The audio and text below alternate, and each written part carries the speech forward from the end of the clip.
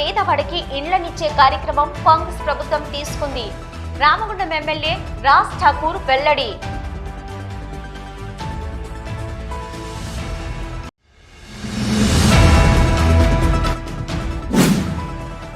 సొంతింటి పథకం అమలు పోరాటంలో కలిసి రండి. సిఐటియు రాష్ట్ర అధ్యక్షులు తుమ్మల రాజారెడ్డి పిలుపు.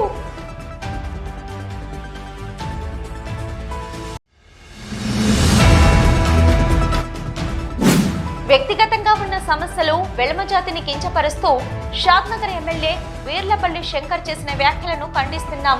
కానీ పద్మనాయక వెలమ సంక్షేమ సంఘం నాయకుల వెల్లడి.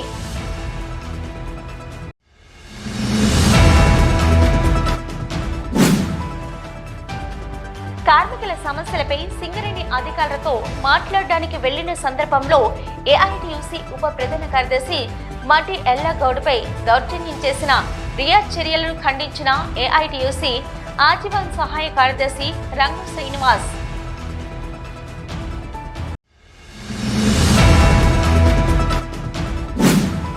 కేంద్ర రాష్ట్ర ప్రభుత్వాలు అనుసరిస్తున్న కార్మిక, ప్రజా, కర్షక వ్యతిరేక విధానాలపై హెచ్ఎంఎస్ పోరాటం చేస్తుంది. హెచ్ఎంఎస్ జాతీయ కార్యదర్శి ఎస్ సుదర్శన్ రావు వెల్లడి.